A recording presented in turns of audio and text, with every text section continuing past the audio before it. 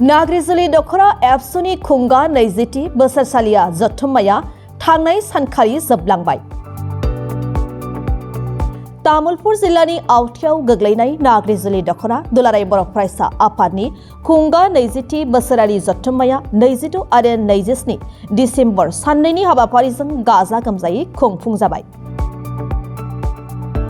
हाबाफारि बायदियै मैया जोबथा साननि गेवलां मेलनि हाबाफारिखौ तामुलपुर बियाबनि एमएलए जलेन दैमारिया बेखेवनानै होनायजों लोगोसेयैनो बेसेनगोसा बिबुंथि लाखियो। गेवलां मेलनि गाहाय आलासि महरै दुलाराय बर' फरायसा आफादनि गाहाय नेतारि कनिन्द्र बसुमतारिया बाहागो लानानै बुंथियोदि आथिखालाव दुलाराय बर' फरायसा आफादा बिटिआर गोरोबथानि रादायफोरखौ थाबैनो मावफुंजोबनो नांगौनि थाखाय भारत सरकार आरो आसाम सरकारखौ गोख्रों नारसिनदों आरो सावरायनाया सोलिबाय थादों। फैबाय थानाय भारतनि पार्लामेन्टआव बिटिआरखौ मोनसे आयेननि मर्यादा होनाय कार्बि आंलंआव गोबाव सम रायजो जानाय बर'फोरखौ एसटि हिल्स मर्यादा होनाय बिटिआरआव आयेन बायदियै मोन 60था बियाब दाफुंनाय बायदि खामानिफोरखौ मावफुंनो गोख्रों नारसिनदों आरो सावरायदों होनना बुंथियो। जोंनि राव थुनलाइ आरो सोलोंथाइया जौगानांगौनि थाखाय बर' बिजोङाव फोरोंगिरि थिसनथाइ होनांगौनि थाखाय एबसुआ माब्लाबाबो जिरायनानै थाया। बेनि थाखाय गोख्रों खामानि मावगोन। बिटिआर गोरोबथानि रादाय बायदियै बर' बिजोंनि थालांनाय गंफ्रोमबो फरायसालिफोरखौ सोरखारि खालामनांगौनि थाखाय आसाम सरकारनि फारसे गोख्रों नारसिनदों होनना मिरु एबसुनि गाहाय नेतारि कनिन्द्र बसुमतारिया फोरमायथियो। दिनै नाग्रिजुलि दखरा दुलाराय फरायसा आफादनि बे गेवलां मेलाव आङो बाहागो लाफैनायनि खाबुखौ मोनदों। बेनि थाखाय आं बिथांमोननिसिम साबायखरखौ बावदों। आं गिबियावनो दिनै भारतनि मोनसे समनि गोदोर प्राइम मिनिस्टार डक्टर मनमोहन सिं बिथाङा जे रुंसारि जाबाय, बिथांनि रुंसारि जानायखौ आङो दुखु मोननाय फोरमायदों आरो आं कन्डलेन्स बे समाव आङो एक्सप्रेस खालामदों। बिथाङा सासे हादरनि इक'नमिस्टमोन आरो बिथाङा हादरनि सासे प्राइम मिनिस्टारमोन आरो बिथांनि नाजानायनि गेजेरजों जे हादराव हादरनि इक'नमिया जथेस्थ' चेन्ज फैदोंमोन बा जथेस्थ' ग्रथ फैदोंमोन। दा बेनि थाखायनो बिथांनि रुंसारि जानायखौ आङो जथेस्थ' दुखु मोननाय फोरमायदों। बिथांनि जिउमाया जेन सोरगोआव आलो गोजोनै थाहैयो, बेनि थाखाय आङो इसोरनि खाथियाव आङो आर'ज गाबो। दा दिनै बे जथुम्मानि गेजेरजों आं बेखौनो बुंनो फोरमायदों जे बर'हा बड'फा उपेन्द्र ब्रह्मनि जेनाखि सिमां बर' हारिखौ गेरेमसा खालामनांगौ, बे गेरेमसा खालामनायनि थाखाय दिनै साफ्रोमबो बर' रायजो राजाफोरा जाय जेरावखि थाया मानो जोङो खामानि मावनांगौ आरो बेफोर खामानिफोरा सोलोंथाइनि, रांखान्थिनि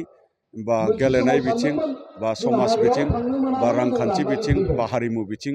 जानो हायो आरो बे जोंनि हा हु बा जोंनि राव थुनलाइ बेफोर जानो हायो। दा बेफोरखौ जोङो मोनफ्रोमबो बिथिङाव थानाय जे जोंनि गोरों गोराफोर आरो बर'नि सुबुंफोर जोङो बेखौ सांग्राङै जों जुदि दायथ' लालायलायनानै जों जुदि खामानि मावलाङोब्ला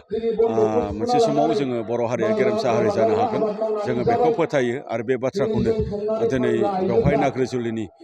जेनाखि गेवलां मेल बाहागो लानानै जोंनि रायजो राजा फरायसा बिथांमोनखौ खावलायदों जे जोंनि फरायसाफोरा मोजाङै लेखा फरायनायनि गेजेरजों गावखौ रिसर्स हिसाबै दानायजों लोगोसे न'खरनिबो जेन रिसर्स जायो आरो हारिनिबो जेन रिसर्स जायो आरो बेबायदिनो जोङो फैबाय थानाय समाव बर' हारिखौ जोङो गेरेमसा हारि मोनफुंहैनो हागोन, जों बेखौ मिजिंथिदों। लोगोसेयै जे जोंनि दुलाराय बर' फरायसा आफादा बर' हारिनि रैखाथि थामोन्था आरो जौगाथायनि जेनाखि हाबा मावनायजों लोगोसे जे जोंनिनो गेरेमसा हारि जाफुंनांगौनि थाखाय जे जोंनि जेनाखि बिटिआर गोरोबथा जालांबाय, बे बिटिआर गोरोबथानि दफाफोरखौ मावफुंनांगौनि थाखाय दिनै जे भारत सरकार, आसाम सरकार बा बिटिसि सरकार बिथांमोनजों सावरायबाय थानाय बा नारसिनबाय थानायनि गेजेरजों जिखिनि दफाफोरा मावफुंजाबाय, बे दफाफोर मावफुंजानायखिनिखौ रायजो राजाफोरनो गुवार आरो गेबेङै फोरमायनाय जादों आरो जिखिनि मावफुंजाबावनो गोनां दङ बेफोरखौ मावफुंनांगौनि थाखाय दिनै दुलाराय बर' फरायसा आफादा भारत सरकारखौ नारसिननाय बा खावलायनायनि गेजेरजों फैबाय थानाय जेनाखि पार्लामेन्ट सेसन बा बाजेट बेनि गेजेरजों 125 आमेन्डमेन्टखौ लाबोनानै जेरै माने बिटिआरखौ मोनसे आयेननि मर्यादा होनाय आरो कार्बि आंलंनि बर'फोरखौ हाजोआरि एसटि खालामनाय आरो बेखौ माने सिट माने आप टु माने 60 नाम्बार्स माने कनस्टिटिउन्सि बानायनाय आरो माखासे डिपार्टमेन्ट दङ बेखौ माने इनक्लुड खालामनायनि गेजेरजों आयेनारि खालामनाय बे बाथ्राफोरखौ जोङो दिनै माने रायजो राजाफोरजों जोङो फोरमायदों लोगोसे जे जोंनि जोबथेसालियाव थानांनाय माखासे माने बारग' एनडिएफबि दैदेनगिरि बिथांमोनखौ गहोनांगौनि थाखाय जों आयेनारि भाबै मा राहा लाबाय थानाय जादों आरो राजखान्थियारि बिथिङै भारत सरकारनिफ्राय बा माने सिबिआइनिफ्राय बा एनआइएनिफ्राय बा प्रेसिडेन्ट अफ इन्डियानिफ्राय सुप्रिम कर्टसिम माने मोनसे माने खावलायनाय बा मोनसे रेकमेन्डेसन हरनायनि गेजेरजों बा नट हरनायनि गेजेरजों रन्जन दैमारिनि जिखिनि केस बेखौ जोङो बोरै एसे रेजें खालामनानै बिथांखौ बोरै थाबै गहोनो हायो बे बाथ्राफोरखौ जोङो दिनै नारसिनबाय थानाय जादों लोगोसेयै माने आसामाव थानाय सेन्ट्रेल जेलनि गासै 60 जनसो जेनाखि बारग' एनडिएफबि बिथांमोनखौ जों थाबैनो गहोयो बे बाथ्राफोरखौबो जोङो नारसिनबाय थादों बेफोर बाथ्राफोरखौ जोङो रायजो राजाफोरनो खिन्थादों आरो जिखिनि भेन्सार स्कुल कलेज माने प्रभिन्सियेलाइजेसन जानांगौ दासिमाव माने 10 भेन्सार कलेजआ प्रभिन्सियेलाइज जाबाय आद्रा थाबावनायफोरखौ जेरै गभर्नमेन्टआ थांखि लादों बेखौ जों थाबैनो मावफुङो बे बाथ्राफोरखौ जोङो सरकारजों सावरायबाय थानाय आरो नारसिनबाय थानायखौ रायजो राजाफोरनो जों फोरमायनाय जादों एसेखिनि गोजोन्थों दुलाराय बर' फरायसा आफादनि जेनाखि मिशन माने मिशन कुवालिटि एजुकेसन आरो बिनि उनाव जोङो mission skill and quality education आरो दा जों दुलाराय बर' फरायसा आफादा mission quality movement mission quality education movement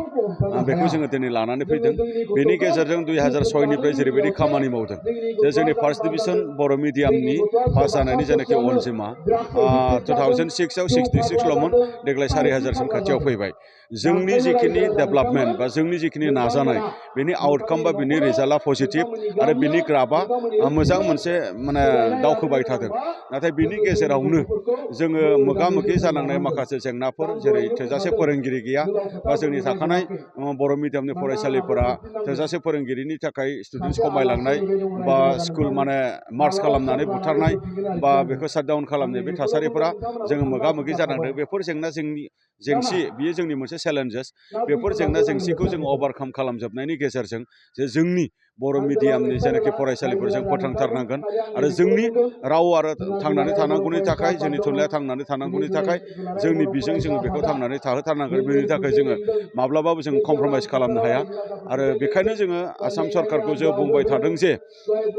माने जे जोंनि माने प्रभिन्सियेलाइज जायै जायनाखि प्रभिन्सियेलाइज स्कुलफोरखौ प्रभिन्सियेलाइज खालामथारनांगौ बेखौ जोङो जेरैखि जाया जोङो नाजाबाय थागोन आरो दिनैबो